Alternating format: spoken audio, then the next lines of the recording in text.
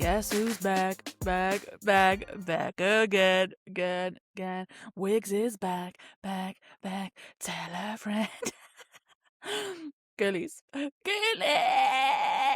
Oh my gosh, I'm coming to you live and in action into your ears and onto your screens on this Wednesday afternoon, hopefully, is when you'll be watching it, or whatever day or night or evening you're watching it. Oh my gosh. Well, a chew. Hi everyone. Hi girlies. Hi girly pops. How are we all feeling? Well, tell you what, girlies, it's been a time. When hasn't it been a time? But oh my gosh, it's been a hot blinking second since I have done a solo pod. Welcome if you're new here. This is your first episode tuning in. Welcome to the Weekly Wigz gang. Welcome to Yap City. I am Megan Wigz, your host, Alex Diva Extraordinaire is what we like to call ourselves these days. And you are my kind residents of Yap City. Welcome aboard. If you need a brief introduction, my name's Meg. I'm from Wales. I live in Manchester. I like to yap. This is what this podcast is about. My life, my thoughts, pop culture, politics, and quite frankly, everything in between. I hope you join me along this ride. If you have not already, please do hit that subscribe or that follow button, whatever platform you're listening on.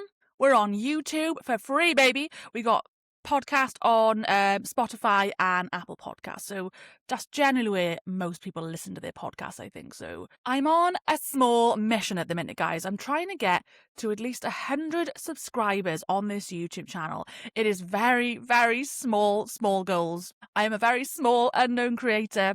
I don't have a team. I don't have a manager. I'm not Miss, influencer out here, kind of low-key trying to make this the dream. So any help along the way is really appreciated, and I literally can't do it without your support. So please do hit that subscribe button, girlies. I get lots of lovely listeners who tune in on all sorts of different episodes, but sometimes it can be quite hard to convert you all to click that subscribe button. So if there's one thing you can do for me today, please do that. And if you want to share any of my clips or my episodes, send it to a friend, pop it on your story, go follow my Insta, I'm on TikTok. There's a link tree in the bio. You know the drill. Anyway, that's just a little bit of admin to start us off. If you're one of my regular folks, one of my regular residents, hello girlies, how are you? I hope you're well. Thank you for coming back to join me. And welcome back to just a little solo pod. As you know, we will have been stacked with guests as of late. Do love doing a guest episode. Shout out to my friends Josie and Kate who came on the podcast recently. We've had 4 weeks in a row basically of guest episodes, and they were like 2-parters because we yapped so much. There was actually just a lot of content to use, so that was exciting. It definitely is exciting to bring like a new host of people when you have guests, because like their friends watch and then they get introduced to the pod. So if you've somehow come onto the Weekly Wigz through that, then welcome on board. Thrilled to have you here. I hope that you enjoy my solo episodes just as much. I still bring the same energy as I would with my guests. So it's nice to just have like a little check-in and a little catch-up on life. And some of these episodes, if you go back and you see the episodes I've done so far, this is episode 28 now, so we're rolling them out. Whilst I am more of sort of a magazine style podcast, some might say, where we just obviously chat about a bit of everything, I do tend to try and centre each of my episodes around a particular topic where possible. So I do have passions about certain topics. I've done multiple episodes on an array of discussions. I'm sure there will be something that you'll spot. We'll go, ooh, I want to find out a bit more about that. I also quite like to try and educate people here. I'm not a teacher, okay? I'm not a preacher and I'm not a lecturer. But I always try and learn as we go, myself included. Sometimes I'm not getting every single fact right, so don't get me wrong. But I like to sort of talk about things that get us thinking, maybe debating as well. So make sure you head back and check out any of my last episodes. I've spoken in the past about women's health issues, the rise of the far right in the UK, being a creative girly, trying to figure out the creative industry. We do sort of light topic episodes around the best concerts I've been to, ranking concerts, ranking travel destinations. So there's definitely something for everyone. Oh, anyway, sorry, I realise this is getting a bit like bloody infomercial. I'm a Miss QVC over here. But without further ado, let's just crack into the episode and let's get up to date, girlies. Like I said, I haven't actually sat down and been able to do sort of a more up to date, relevant catch up in quite some time because of all the guest episodes. So I fear we have a lot to get through today, girlies. A lot has happened in the last few weeks. I mean, I'll just start, I guess, with my general personal life admin update. So where do we start? So I've not long just come back from a little week away in Palma de Mallorca in Spain. Oh, girlie, I actually was, I'm not gonna lie, I was truly devastated at the state of the weather when I went there. Oh my God. I mean, listen, before I start moaning and getting into my rants, I just want to say I'm very grateful that I was even able to have a little break away. Quite frankly, could not afford it, chucked it on the credit card because the cost he lives these days is obviously insane. Probably a bit more on that later. But oh my God, travel is just so expensive these days. Like it really is, especially as someone who likes to solo travel. I do a lot of my trips solo. I just kind of like the peace and the quiet, and I just needed like a rest. Like your girl's been grafting away my work life outside of pod, because in case you don't know, I do just work like a 9 to 5 corporate job outside of this. We're trying to obviously make this like the full-time dream, but in the meantime we got to slave away for the man. So, you know, work's just been kind of like stressful and busy, and you know how it gets in just this grinding life. And to be honest, it had been a long time since I'd taken a real, like, full week off of sort of annual leave. So it was very highly anticipated in my brain, this trip, okay? I was like, girlies, the time has come to lip sync for your life. The time has come to just stop and breathe and rest and just stop. This life is go, go, go. And sometimes we need to stop and breathe and read a book and just relax. So obviously, I intently picked what I thought was going to be a very sunny destination because also, as you know, being in the UK, very grey and dreary. And oh my God, the weather this year has been so awful. I don't know. I mean, hashtag glow warming, obviously. But God, I mean, it's coming to the end of May and it's still just raining and grey. It's honestly been so awful. So my absolute desperation for sunshine has never been at an all-time high. And it certainly was at this point when I decided to book this trip quite last minute. I was like, I can't take this anymore. Like, get me out of this country. I need to lie on a I need to lie on a sun lounger. And I just need to just take in the rays of sun hitting my skin, feeling the warmth of the body just coursing through my veins. And you know what? Just for the record, I've been to Spain many a time, right? It's honestly, I feel like my second home at this point. My best friend lives over in Barcelona. I visit there frequently. It just happens to genuinely be a place that I just feel quite familiar with. I enjoy it. It's easy, it's simple. It's 2 hours on a flight. It's fairly cheap and sunny. You can't go wrong.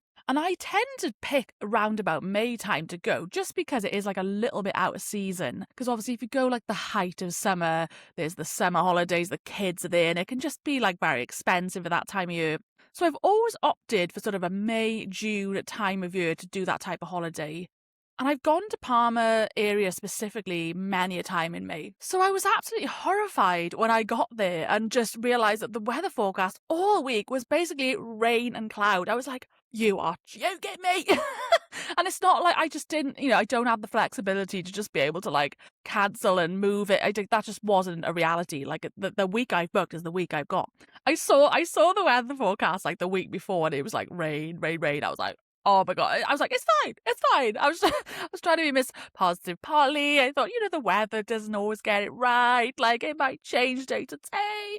I was really being very optimistic the week before, even though it didn't look promising. So anyway, I get to Palma, which, side note, by the way, little story time. Palma Airport, what an absolute travesty.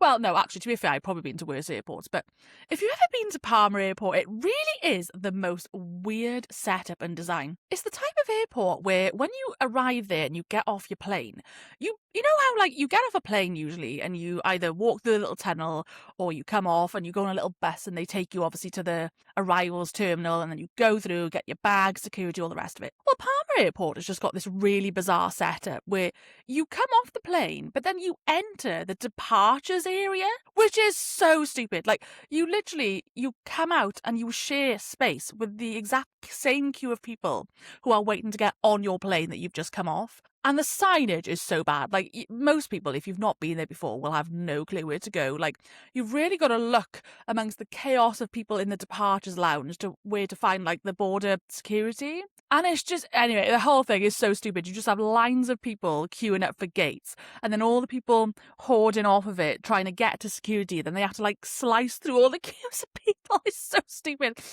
Oh, I don't know why they've designed it that way. But anyway, I eventually get through bloody security. The bags take an hour and a half to get on those damn carousels in the baggage carousels from the point of landing, which is honestly crazy work. Like, not to be a diva, but like, I'm so sorry. How is it going to take you an hour and a half to transport some bags? Oh my god, this is what I do kind of low-key love about the Brits when we travel. Like, you know how, like, when you're on the plane and you land and then there's like the classic everybody bloody claps and you're just like, oh my god, this is so cringe, but this is so inherently British. The other thing that is so inherently British is when we're all so pissed off and we're bored of waiting and we've queued for days and we've done the whole shebang, and everyone's just sat around moaning, grumbling, tired. We just want to get out. We want to get a taxi. We want to go to our hotels and we want to start our holidays. And you know when you wait for that beep beep on the carousel so you know that it's about to start?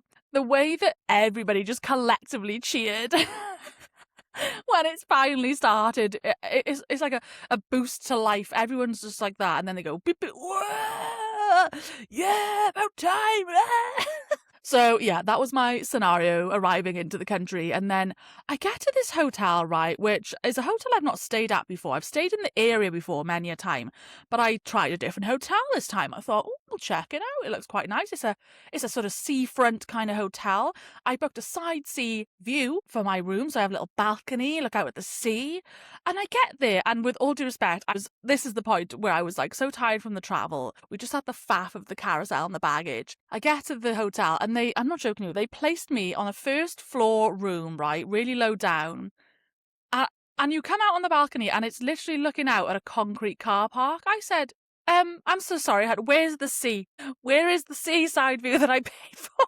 And I don't like to like be that person. I hate like any sort of form of confrontation. I'm not really a fan of it.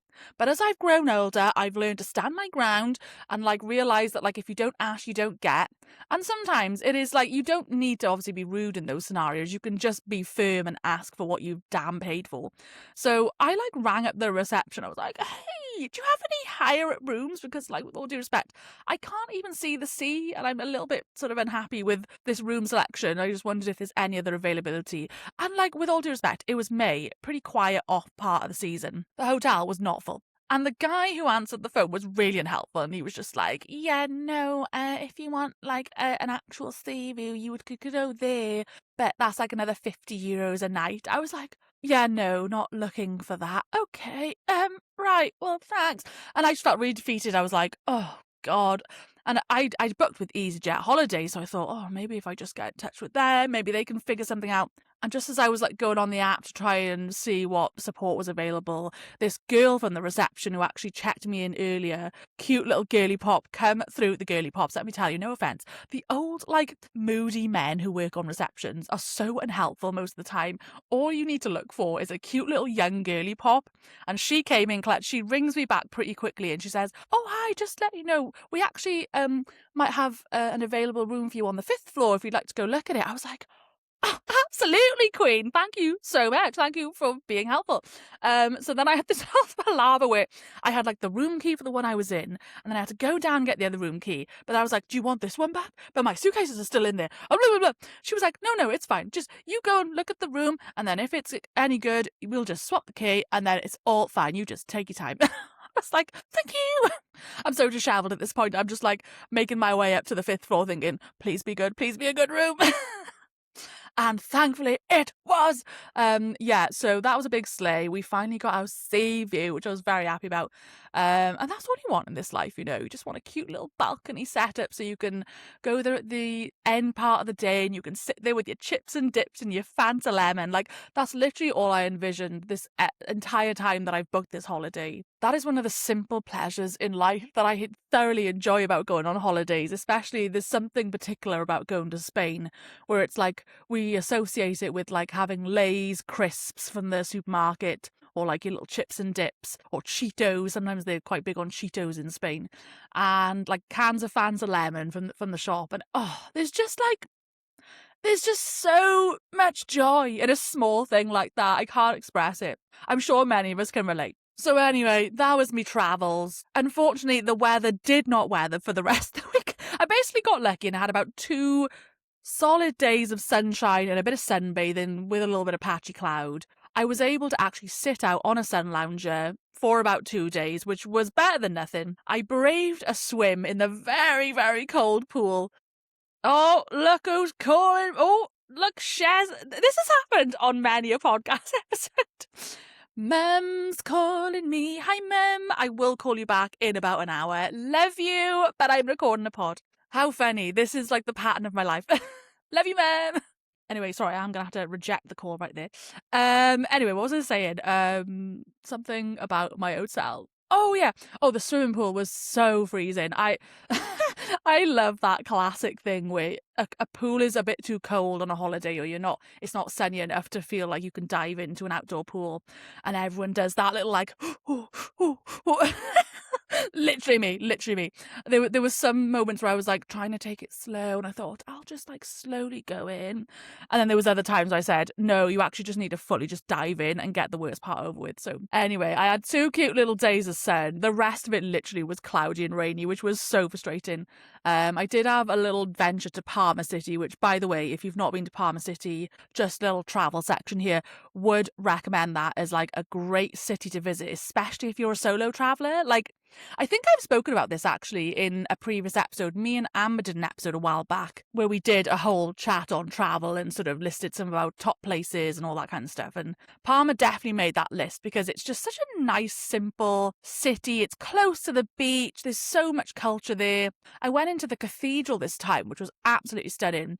I'll pop some photos here. One thing I actually, by the way, realise I'm going to start doing a little bit more so on the video element of this podcast. So I might just start inserting like more photos of things that I'm talking about as I go along, because I feel like as someone who actually likes to watch podcasts on YouTube online, I quite like it when you can see images of the things that people are talking about. So if you do happen to be one of the video viewers or you're watching on YouTube, then you'll see some photos maybe crop up as I'm going through some story times and updates. But yeah, Parma Cathedral was absolutely beautiful. It was piddling it down with rain that entire day I was in the city, but they had these really glorious like stained glass windows. I mean, there's something about like a cathedral in other parts of Europe that really does trump the UK. I'm so sorry, but like, I know we've got some wonderful churches and buildings in the UK also, but in my personal opinion, I've been to many across other parts of Europe. I've been to Prague, Budapest, Poland. Like, there's just so many stunning architectural buildings in other parts of Europe, specifically like a cathedral. Like, they just really do it very well. So that was cute. And then I went to this really nice bakery. Again, I'll pop some photos here. I did actually make, if anyone's interested, aside from the podcast, I do have a very prominent active TikTok account. Like, I make a lot of content on there.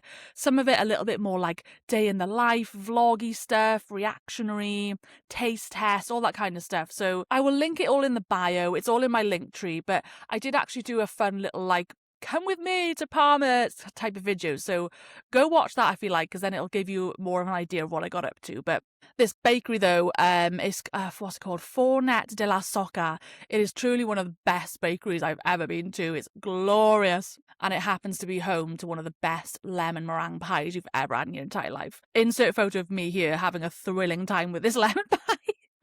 I remember going for the first time many years ago and being like, whoa, that was delicious. And it was me, funny enough, me and Shez, me and my mum, we went on a little girls trip together. It was very fun. And we had gone to that bakery together and we both had the lemon meringue pie and we were like, oh my God, that was the best thing we've ever had in our lives. And it's, you always have those like type of foods that you think about when you've been abroad or things that you just can't get back at home. That is an item, a staple item there that I truly think about very often. So I was very happy to make it back to that bakery this time. So very enjoyable times. But yeah. Anyway, that's just a brief update of what I've been up to as of late. I had my little holiday. It was a shame about the weather because I really could have done with a lot more sun. I just wanted a bit of a glow and a tan, it was a bit disappointing to not get much more time outside, but either way, I remain grateful for the break away from work. I think I'm going to try my best to do a little shorter break, maybe sometime in July, because my birthday's in July, so I like to usually go away for a little trip. So if I can get another little injection of sun, probably with more reliable weather in July, then we'll see if we can make that happen, even though, again, I can't really afford it, but credit card. We'll see. We'll see. So other stuff in the meantime then. I mean, like I just sort of hinted then, I have got another sort of outlet of creativity, which is my TikTok page. And let me tell you, your gal gets busy on that page. I really do make like a lot of content. I post every day on my TikTok. I've been very slowly building up my following over there for about 5 to 6 years, and I think I'm on circa like 7,000 followers or just shy of it, and I'm generally on a huge mission trying to get to 10,000 followers on TikTok. Like, it's been my goal for so long, and it is really hard, and I won't go into the whole spiel of that because it's probably very boring to people who are not like online creators, but me and Amber again have actually spoken about this in another episode.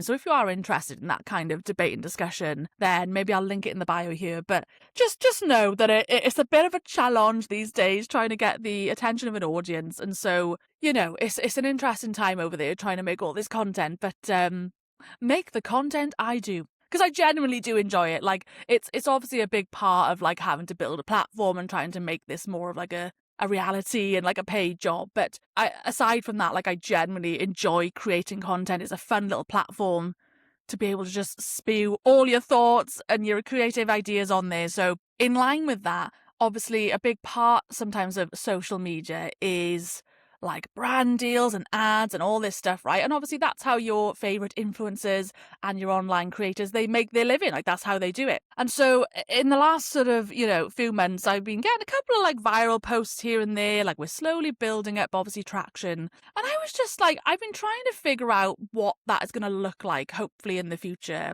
when I hopefully do get to a point where you've got enough of a following and enough of an audience to warrant things like brand deals and sponsors. I was a bit like, how will that ever work? Like, I wonder, what do you get for that? Do you know what I mean? I feel like this is a very taboo subject that like nobody ever wants to talk about. Like, oh, how much brand deal did you get? Like, what do they pay you? And I think British culture, everyone is a little bit like coy about talking about their earnings and their salaries, which I mean, I appreciate. Like, it's a private thing for some people, each to their own.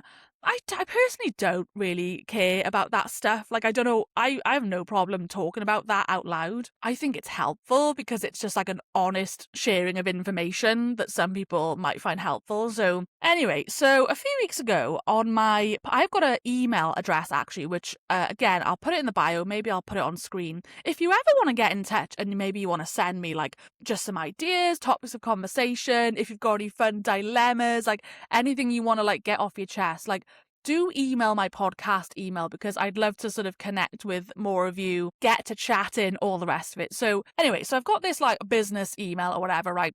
A few weeks ago, I noticed there was an email in there from this sort of like creative agency, which, to be honest, on glance, I'm sometimes very suspicious of these emails because you do get a lot of spam emails too. Like, some of it is not legit. But anyway, this agency was sort of offering like an opportunity to collaborate with ITV.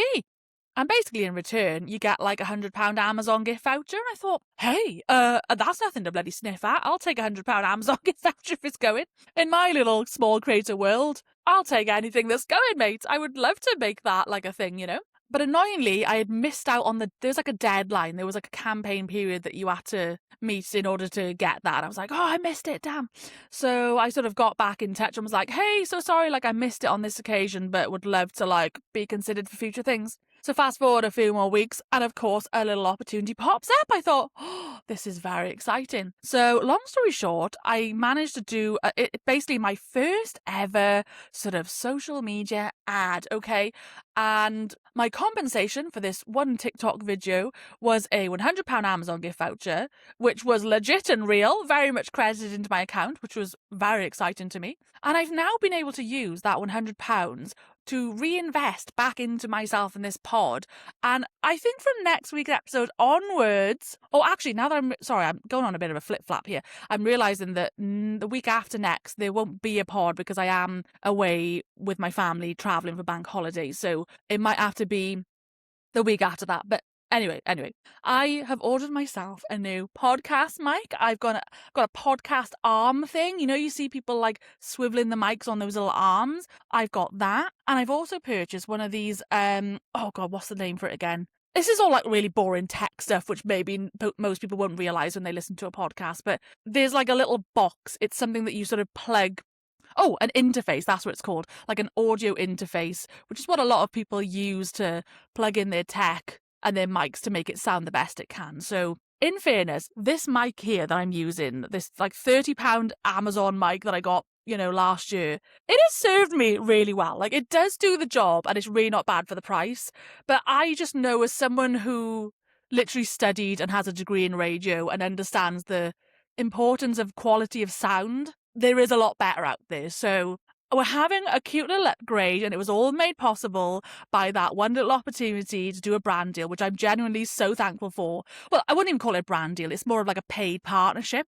And I know to like most people, that's probably just going to sound like really uninteresting, but I just need you to understand, like, I hope you celebrate this win with me, because it feels like such a major milestone in my sort of creator journey. And just obviously we're manifesting hard. We're trying to make things like that happen more. And I know, I get it that like as a consumer, we are kind of bombarded with ads. Okay. I know we're like not meant to say that. And I'm probably not supposed to be saying this as the people, the person who puts it out. But like, it is the truth. We all skip the ads. Okay. I get it. But obviously we also know it's like the way that a lot of people make money, and it's just part of the industry. It's part of how it goes. So I'm certainly grateful for that opportunity.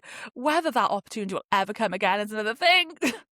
Because, oh my god, side note, I'm not gonna lie, this is just like another little bit of like a tidbit of sort of maybe behind the scenes stuff when it comes to TikTok and online creation. But honest to god, the way that this, like the algorithm of TikTok, like the way that it just does not push out ads. Like I get it, because people think it's spammy, they go past it, they won't probably engage with it. But like, I do find it really baffling. It's like, I went to Spain, right? And I did a bunch of content when I was over there. And there's something about going to another country, I swear to God, every time I make some kind of videos of like a vlog, taste test, supermarket haul, which is the stuff I really enjoy doing when I travel anyway, it always picks up like my views basically. And I get quite a few viral moments that come from those type of videos. And I'm convinced it's something to do with like the country that you're in, or you're just put on a different algorithm and perhaps newer people are finding you. But it's weird how you can just go from that real consistency, and then that brings in like a decent stream of views for all your other stuff. And then the minute I come home and I'm off my holidays and I'm back to just like posting my general content that I do in the UK, oh girl, it's back to what I call view jail, which is a very real thing. Like, you kind of just get stuck at this like 300 view mark, which sounds like a lot of views, but in reality that's not a lot in like the TikTok sphere. And so I'm doing all this stuff, I get this opportunity, I do the ad, and the ad just like, again, it is very much slow burning views. And it's because the platform does not like, the algorithm of TikTok rewards what it wants to reward, and it does not reward ad content like that, which is, if I'm being honest, like I always just think is really baffling from the perspective of like commercial success for both parties. Like, at the end of the day, they all feed each other.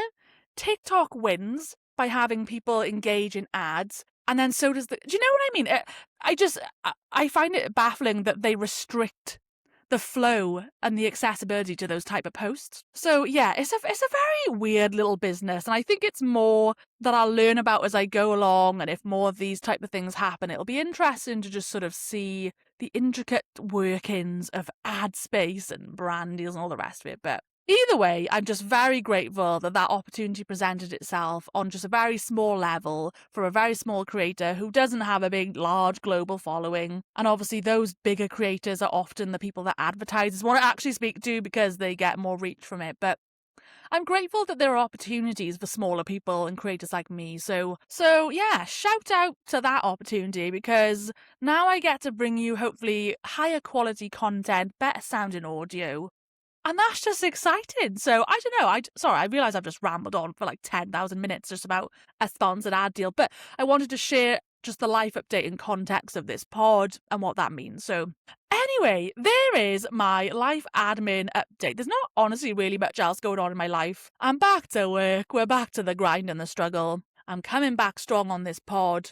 We're doing solo eps. I'm just grinding through this life. I'm really just like building up and making it to summer at this point. I'm still yearning for the actual summer to hit in the UK, and I feel like I will start really truly thriving when that happens. So let's move on then to some of our key segments that we do here on the pod, which is Pop Culture Corner, or Culture Corner as I call it, and also a bit of Politics Corner. Those are our two very reoccurring segments that make up a lot of what we talk about here on the Weekly Wigs. And starting with, hot off the press as of literally last night when I'm recording this, because I'm recording this on a Sunday, we've just come hot off the press from Eurovision 2026, the grand final that took place in Austria, in Vienna. Oh my God. Well, first of all, much to discuss here, because if you're not obviously in tune with Eurovision, then, I mean, first of all, are you living under a rock? Come on, Eurovision is an absolute hoot. It's so camp, it's so fun. I've always loved Eurovision. It really is just the kind of the cheesiest, cringiest night of music. But it's iconic. It is culture defined. Like, there's so many iconic, like, TV moments, acts and songs that have come from Eurovision. I mean, it's the birthplace of, like, ABBA, for God's sakes. I mean, come on. So culturally relevant. But of course, Eurovision does come with its controversies, often related to political problems, unfortunately, because obviously there's so many countries that are competing in it. It's hard for it not to blend into politics. And there's always this kind of commentary about, oh, well, it's all a bit of a farce anyway, because, like, neighbouring countries who like each other, they just vote for each other and give each other the biggest points, which is still true to this day. Like, some of these points last night, like, our 12 points go to, and it's like Denmark just always giving the points to Finland or Sweden. You know, it's like the Nordic countries will all back each other up, and that just never changes, unfortunately. They say that it's all just about the music, and we know it should be about the music, but it's not. So, you know, a lot of that still goes on, but I think Eurovision this year has been much more highly criticised because of the fact that they've continued to allow Israel to participate as a contestant. Now, obviously, I don't need to go down the rabbit hole of what's been going on there and everything to do with Palestine over the last couple of years. It's all obviously terrible and abhorrent, but I'm personally of the opinion that they shouldn't be allowed to compete. I know, again, it's about the music, and it's not about the artists themselves. Obviously, it's not. And I actually feel really sorry often for the singers and the contestants that represent those countries, because they're just basically literally caught in the crossfires. Like, they're just out here trying to achieve a dream and represent their country, which is a lovely, admirable thing to do.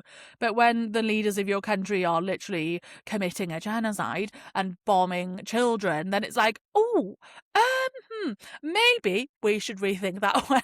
And so, you know, in the same way that, like, the Olympics, right, a global competition with many countries and participants have, you know, essentially banned Russia over the last few years and made them compete under a different name or whatever you want to call it. But they don't tend to do the same in Eurovision, which I think has been very, obviously, heavily criticised, which I would agree. Like, this year was the first time we saw quite a few boycotts from the participating countries. So I think it was Spain. Who were they all? It was Spain. It was Spain, Iceland, Ireland, the Netherlands, and Slovenia. So they boycotted Eurovision altogether this year, which was quite that's never really happened before on that level, I don't think. And, you know, there was obviously a lot of active boos and jeering in the crowd. You could hear it on the TV. They try and, like, mask some of it with, like, pre-recorded cheers, but it just doesn't work in a live environment because you just pick up, like, what's happening. So the problem is that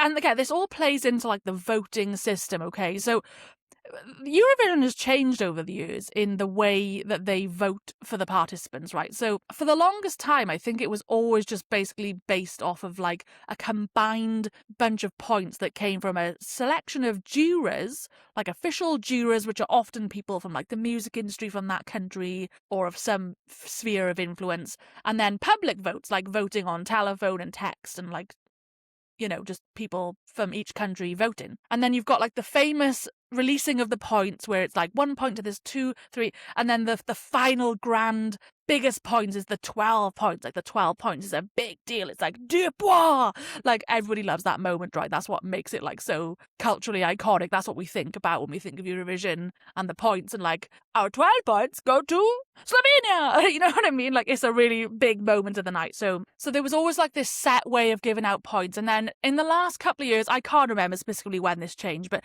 they started to deliver the points a little bit differently, where they essentially like separate the jury and the public points very separately. So it's like they now have a moment with like the deux points, where they specifically will give that only from the juror votes. And then every country goes to the juror votes, and then you have like your lead table of who might be winning. And then once all of those countries, like last night there was 35 participant countries who had voted from the juries, right? And then after they run through all those set of points, then comes the public vote, which actually drastically changes how the results go. So they go through each country on the list, starting at the bottom, and they reveal like how many points did they receive from the public. And some of them are so savage, and some of them get 0 points. And that doesn't actually mean that nobody physically voted for that country. I think the system is something like they didn't receive enough votes for it to reach into like a top 10 ranking. It's all very complex. I'm not going to sit here and try and explain the entire point system of Eurovision to you, but just know that like there obviously is a certain threshold that has to be met for you to obtain any type of points, right, from a public vote. So time and time again, the UK in particular, oh my God, we just get absolutely savage, like 0 points, nul point for you. I was all... Last night, I mean, to be honest, our entry last night was absolutely diabolical. Look, Mum, No Computer was the name of the act. Some guy called Sam, I think. I mean, bless him, you know, no disrespect to the man. He was actually very classic camp Eurovision. I thought it was quite funny. It was this just really wacky song, and the staging, the performance, there was like people in fuzzy outfits. It was really very Eurovision to the T. The song was called like Eins, zwei, drei, which is 1, 2, 3 in German, right? And I thought that was quite clever. I was like, he knows what he's doing, this guy. He's thinking, let me lean into the classic Eurovision audience. They like a catchy hook. They like using the use of different languages. He's given a camp performance. It's all very wacky and crazy. But the song was actually diabolical. Like, the man cannot sing. It was so terrible. And no offense, it probably did deserve 0 points, but still, there were a lot of equally bad acts on last night, and even they got points. I was like everyone just truly hates like everyone just truly hates the UK. Like oh my God, it's actually getting so embarrassing at this point. Like we can accept sometimes when they're just terrible songs, and sometimes they are, but I'm so sorry. Like in the concept of just the music world, some of our songs in the past few years really actually have not been that bad. Like they're just very generic pop songs, which are just kind of easy listening. Are they exciting songs? Maybe not, but like to give no points is absolutely diabolical. So we, of course, came in last position last night with we received one singular jury vote. I can't even remember what country that came from, but we got 1 single point from a jury vote and no public vote. So we were fully last, 25th place, nothing. So yeah, I mean, good luck next year, hens, is all I gotta say. I tell you what though, those final moments when they reveal who the winner's gonna be of Eurovision is so intense. Now that they have changed it to this public vote thing, it just goes up to the wire, because obviously the contestants that are already pretty high up on the list from the jury vote, they are more often than not the likely candidates to win it, right? It's not usually going to be someone who's very far down in the jury vote. So you go through it, you go from bottom to top, and you make your way through all the points, and then we get to like the final 5, and it's like, oh, now this is the decider.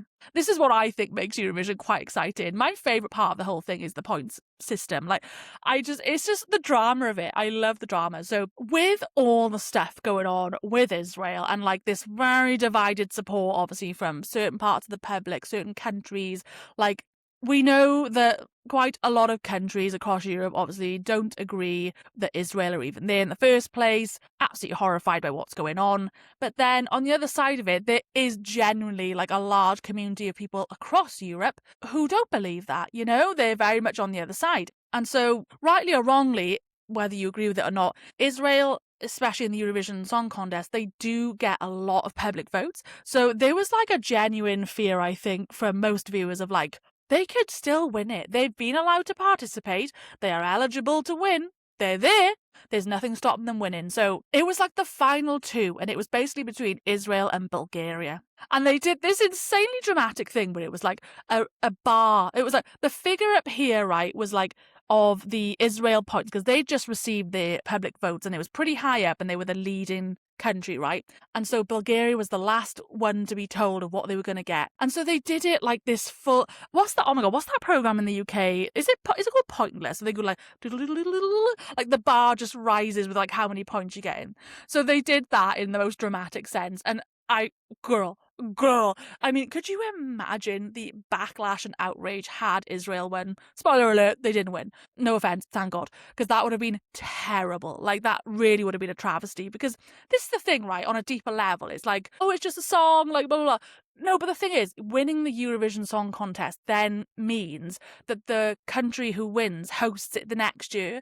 And that brings in a lot of economic growth and a lot of benefits to that country. And we obviously should not be rewarding Israel, who, quite frankly, in my personal opinion, are doing many wrong things. And it's like, to put that country in that potential position, and the thought of like, obviously Benjamin Netanyahu and his government and the country benefited from that. It's just crazy work. So there really was a very close moment last night where it looked like they were going to win that. And then, thankfully, Bulgaria sweep the points. So congrats to Bulgaria. That's where it's going to be taking place next year. But I don't know, man. Eurovision needs to sort itself out, because it's getting more and more controversial, I think, as years goes on. They don't tend to take a very strong stance, of course, on these political things. And I know that they stand on business and they're all about, but it's about the music. We don't get involved in politics. But how can you not? Like, art is politics, I'm afraid. Like, it's all intrinsically connected. And yeah, I don't know. I can see why a lot of people did boycott it this year. And obviously a lot of people chose not to watch it, which is very much your own prerogative. I mean, I watch it purely for the entertainment and for this research purposes. Like, I gotta find out what's happening in the culture, okay, kids? We gotta find out the drama, what is happening. I'm trying to obviously lock in to what is happening within the actual competition itself, the songs, the music. So I respect people that don't watch it, but yeah, I don't know. Anyway, Eurovision's messy, and that was fresh last night. So Bulgaria next year. Good luck, UK. Hope you do better next year. We probably won't, but there we are. Okay, so what else have we had going on in Culture Corner since I last spoke to you? Let me look at my little list here. Ooh, Devil Wears Prada 2. Oh my God. Hopefully, I'm going to go see that again this week when I go home and see my family. Me and my mum want to see that together. I bloody loved it. Okay, quick film review from Meg Wigz on Devil Wears Prada 2. General overview. Sensational. Really, really like that film. It's very, very hard to find top quality in a sequel, right? We know how sequels can go. Sometimes they just don't live up to the original. The Devil Wears Prada, obviously the original film, is like a cult classic to anyone that enjoys that. It's really like high up there on just classic quotable films. Like, it's just such an iconic film. And it's been 20 years since the last one. So it was pretty big news when they obviously announced that there was even going to be a sequel. Because it's like, oh my God, the full cast is back on board. Like Meryl Streep included, Anne Hathaway, Stanley Tucci, Emily Blunt. Like, the gang's back. The gang is here. So I was absolutely buzzing from the jump when I found out that they were making that, because I loved the original one. So obviously there's this huge anticipation, isn't there, in the lead up of like, oh, they're doing all the marketing. They're out there doing all the interviews. But what really matters is the film. Is it gonna live up? And I have to personally say, I thought it did. I've been seeing a lot of discourse online, a lot of hate towards it. People moaning, saying like, oh, it's not the same. Well, no shit, it's not the same. Like, it's not supposed to be the same. Like, it's literally 20 years on. And also, the characters' lives are 20 years on. Like, it's literally a completely different time and place. Like, of course it's going to be a different story. But anyway, I won't say too much in case you haven't seen it. I don't want to spoil the entire story. But I really thought they just did a great job of like capturing the same energy. Like, and that's so hard to do. Like I said, 20 years on, that takes some good actors to do that. And of course they've got the best of the best. Like, come on, it's Meryl damn Streep. But you could tell that they really did filter in a good few zingers, like a few one-liners like they had in the original. There was so much sort of growth in the characters. Like, oh, I don't know. There was just so many great moments. There was some fun little cameos. I mean, this isn't a spoiler because this is public knowledge, but Lady Gaga was in it, which I thought was great because, I mean, come on, Gaga is like queen of fashion. She had like a full number. She's like strutting down the runway. I was like, yes, Gaga. And she obviously played up a big part of the soundtrack. People would have been listening to that Runaway song in advance of the release. So it was just giving the energy I needed it to give. And I had a fabulous time, and I really can't wait to go watch it again. Like, it was a really nice feel-good film. And actually, what I really enjoyed about it, which, again, this isn't a spoiler because this isn't given, like, anything to do with the plot, but it just touching on sort of the themes that it spoke about. The setting is really Andy, which is Anne Hathaway's character. She's back in the journalist world. She's obviously was a journalist when we last left her. And she's in, like, current day time, and she's competing in a world where jobs are being slashed, and there's a lot of like themes around like AI and how that's essentially like trying to destroy journalism. And I was like, oh my God, what? Yes, like a refreshing take finally on people recognizing like the genuine damage that like AI is doing to industries. And it was just really fascinating to see them cover that topic in like, I don't know, I just thought it was very relevant. It felt very relevant. I thought, yeah, I'm really glad they've taken that stance. Like, they didn't just fill it with fluff for no reason just because it's a sequel, you know? I felt like the storyline actually had depth and a bit more meaning. It was like, yeah, go on. Yeah, I don't know.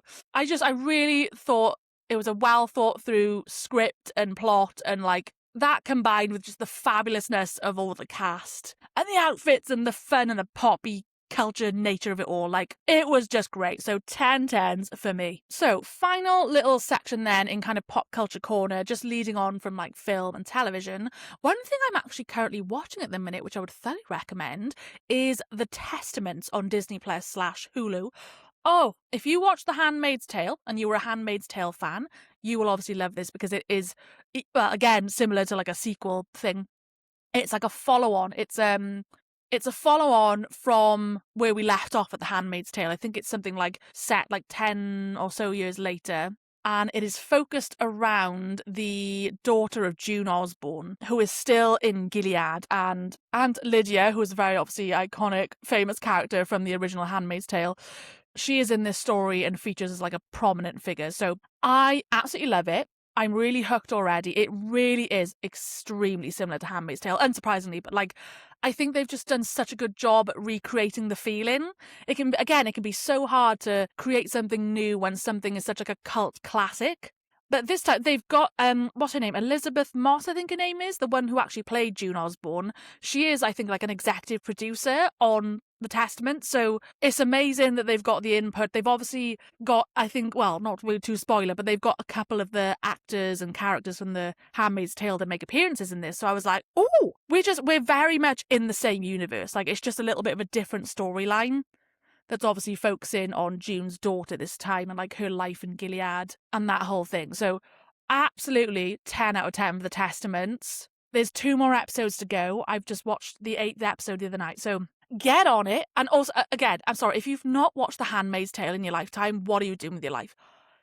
Look, if you're a bit like me, you're a feminist, you care about women's rights, and just, I don't know, the current state of the globe. Like, The Handmaid's Tale is a very kind of sad, dark reality of actually what the world's turning into.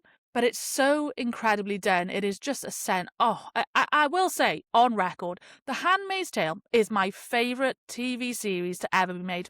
Ever. It is quite a heavy, dark kind of program to take on. I feel like you do need to be in a semi-decent headspace to be able to take on those kind of themes, because if you're someone who maybe has been affected by things that are discussed in those series, like sexual assault, rape, oppression, domestic, all these things that are key highlights of that program, then you need to obviously be kind of in a space to accept that. But I just feel like it's one of the most important pieces of television or art that we've had in a very long time. And it's just so well made. Like, the actors are great in it. The drama of it all, it really hooks you. Like, and there's so many, I think, oh my God, isn't there not like 6 or 7 series of The Handmaid's Tale? There's quite a lot. There's a lot for you to binge if you've not ever watched it. It is heart-wrenching and heavy, but it is beautiful and exciting and captivating is what I would say. So, girlies, get yourselves onto a streaming site, watch all of The Handmaid's Tale, and then get on to The Testaments, because Testaments is really good. So, shout out, shout out. Well, okay, so that is our sort of pop culture corner, which will quickly go into politics corner next, which I know is always kind of low-key the more depressing topic of conversation because of the general state of the world. But, we'll just touch on it. We have to address all the things that have been going on recently. And since I've been away, of course, we had, in the UK, we just had the 7th of May council elections / Senedd elections in Wales.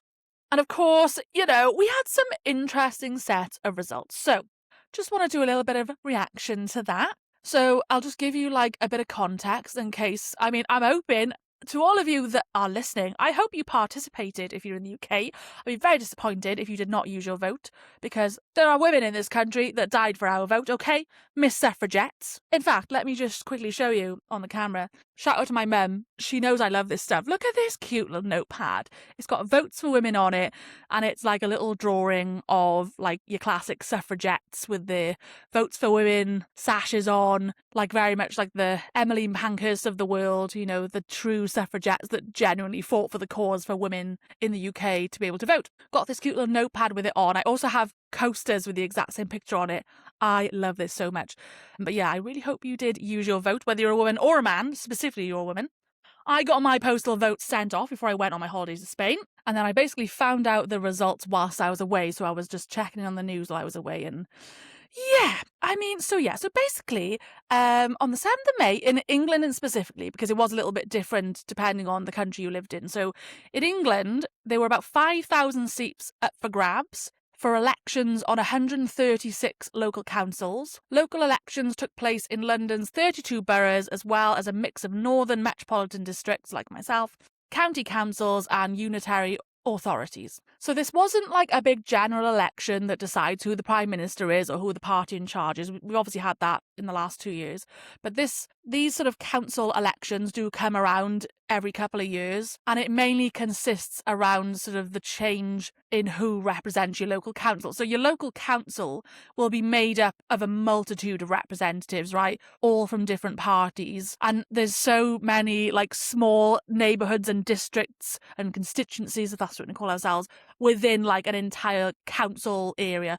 It's all very complex to explain, but for example, I live in Salford, and Salford is the entire council. It's Salford City Council. But within that council are different wards. A ward is essentially just another name for like a neighbourhood, right? A certain geographical neighbourhood area that has its own individual representative who act within the council for your overall area, if that makes sense. Anyway, so there's a lot of councils out there. Obviously, as I said, like 5,000 seats up for grabs. So that just gives you an idea of how many councillors exist.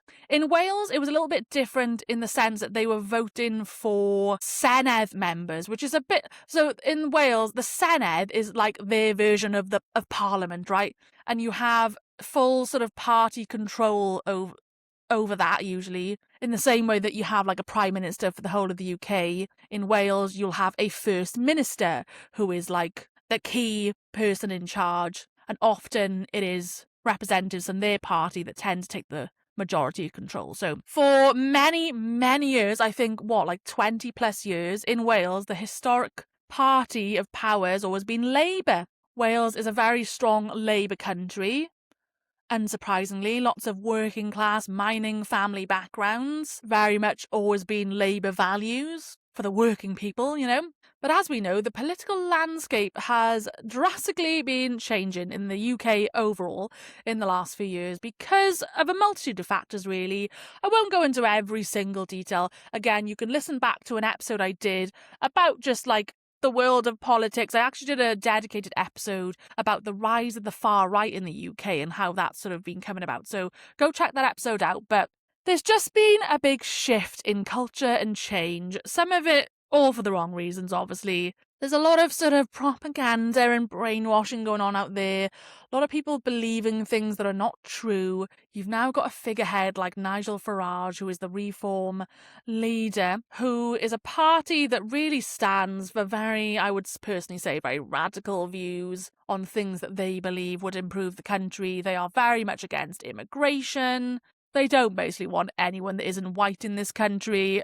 I personally will just say it how it is. They're a very racist party, in my opinion. Very corrupt, I just think all of their values are in the wrong places. And their policies are very scary. They want to take away more people's rights, including women. They want to repeal the Equalities Act, which is just absolute madness. Like, to me, if I was to compare it on a very extreme level, it's giving, like, Hitler. Do you know what I mean? Like, it's giving fascism. Like, that's literally what we're staring down the barrel at.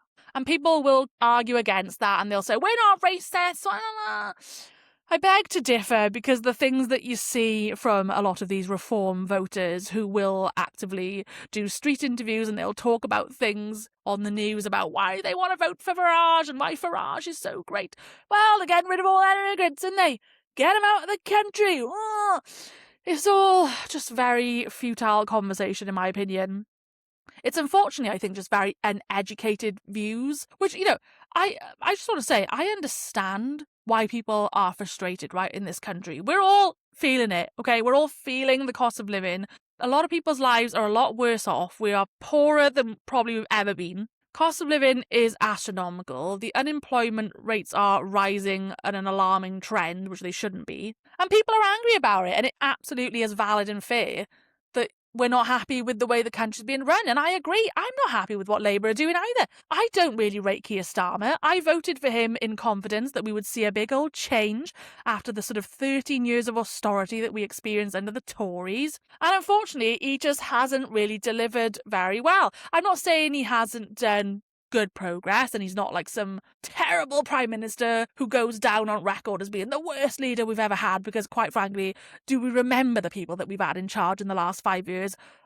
Liz Truss, Boris Johnson. I mean, do we even need to go there? So I do think he's getting a pretty bad rap, where he probably, the thing with Keir Starmer, I think he's just a little bit of a wet lettuce. Like, he's a poor communicator. He's a bit boring, and he doesn't have much of a strategy. And unfortunately, as a politician and as a prime minister, you need to come with a bit of riz. You know what I'm saying? It's like, you gotta speak to the people, Keir. We gotta feel like you're hearing us. And he's just not very good at that. So he's hanging on by an absolute thread this last week, ever since so sorry, I realise I've just glossed over the entire story point here. So we had these council elections, the Senate elections, and it was all change, okay? So Labour performed very badly, unsurprisingly. Unfortunately, their trajectory, because of all this far-right rise and all the nonsense that's going on, people are not feeling confident in Labour, unsurprisingly. But unfortunately, it means that they are directing their votes to reform,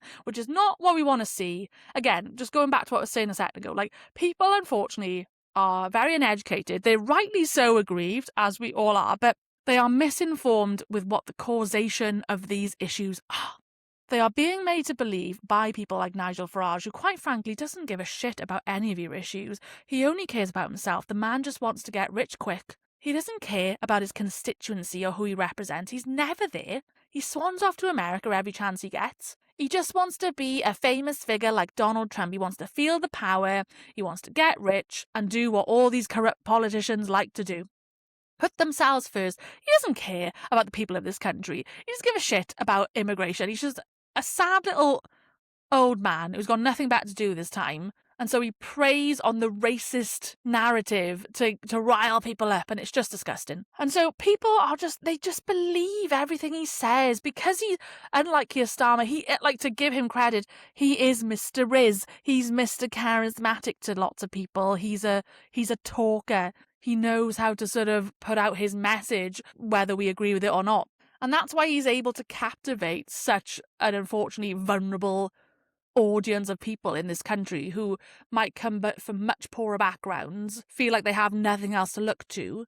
They obviously don't feel seen or heard by Labour or Keir Starmer. And so Nigel Farage tricks them into thinking, oh, I'm like you, I'm just like you. I know what you're struggling with.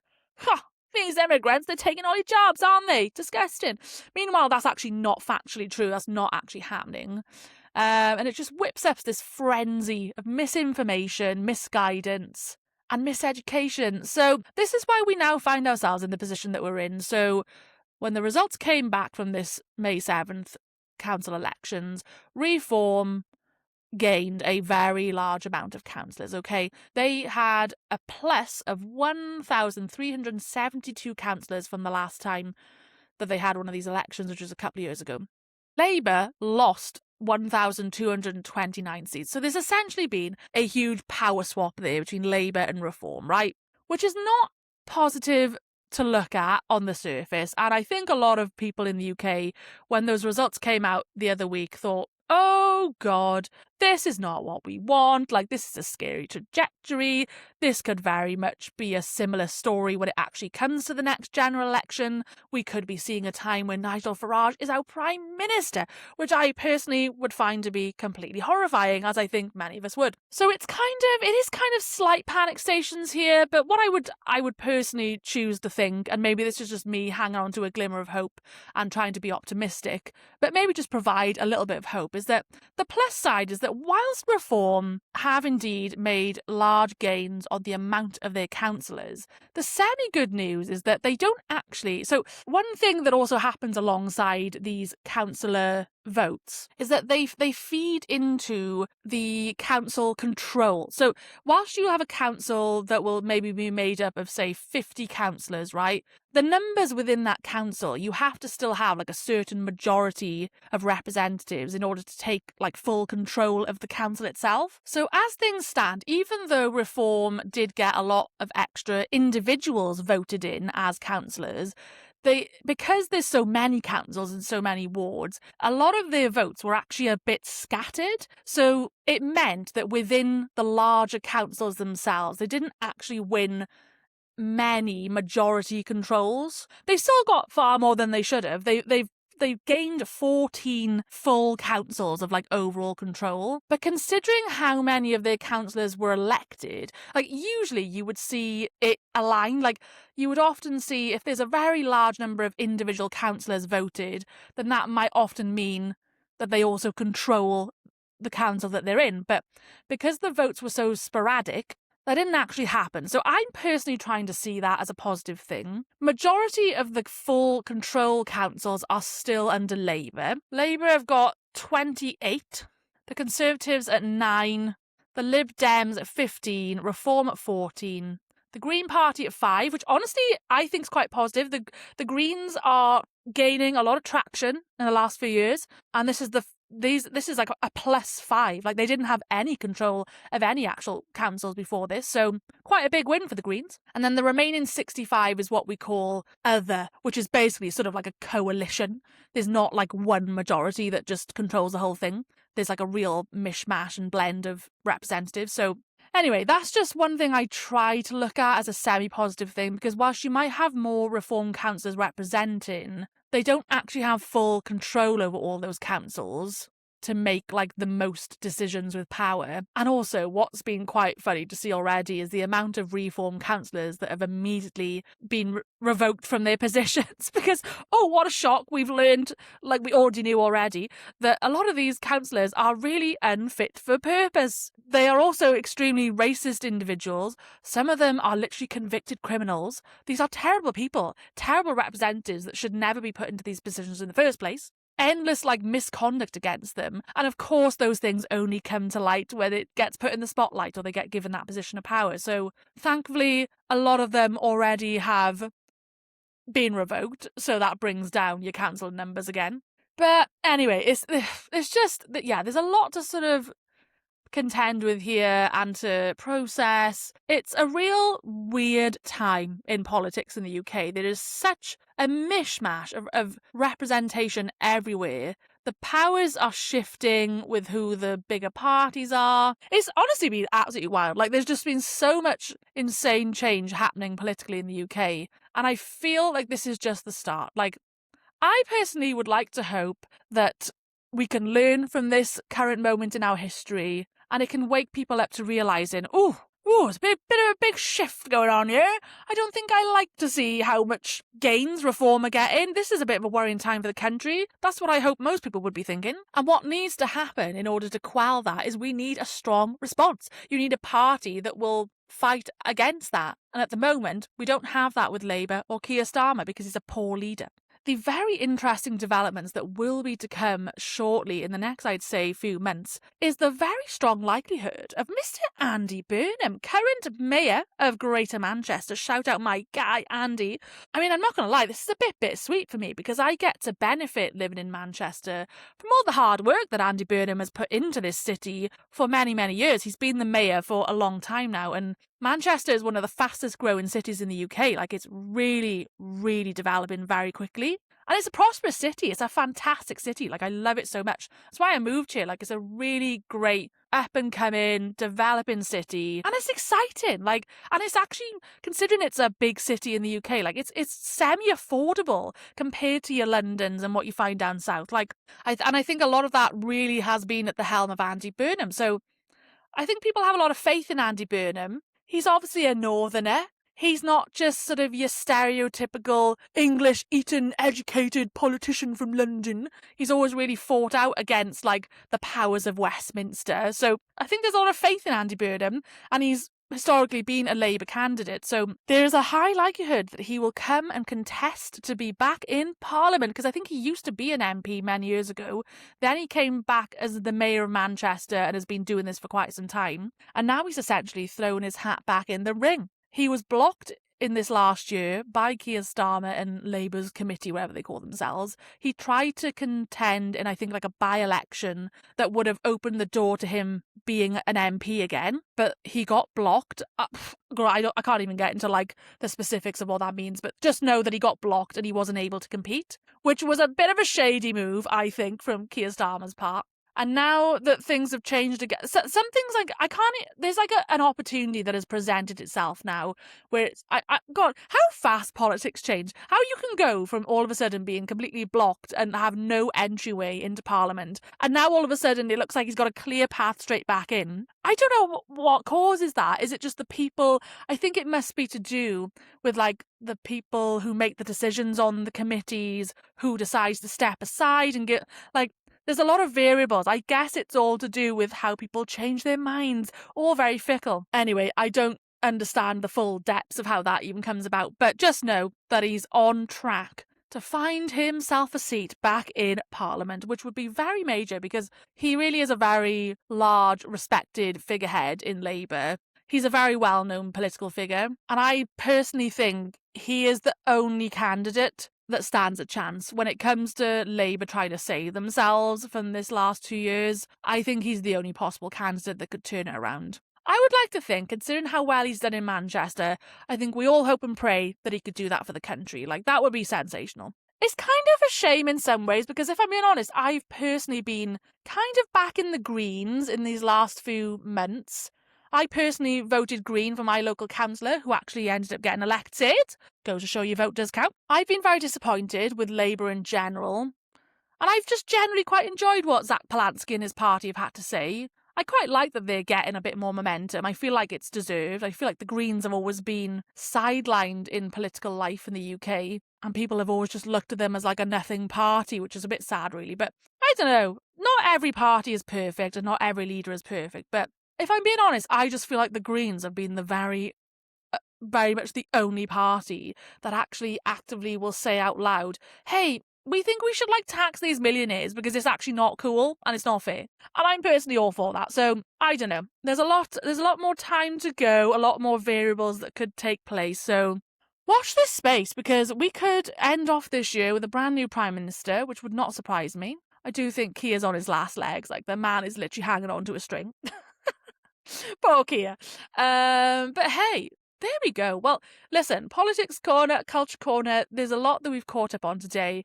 I feel like I've yapped quite a lot today. I feel like we've gone to all sorts of places. We've had life updates, brand deals, new mics coming your way, holiday stories, Eurovision, TV, film. It's all been happening today. It's been very exciting. So this episode you'll be listening today, well, it comes out on the 20th, on Wednesday. So in a few days' time, this will be your episode for the week.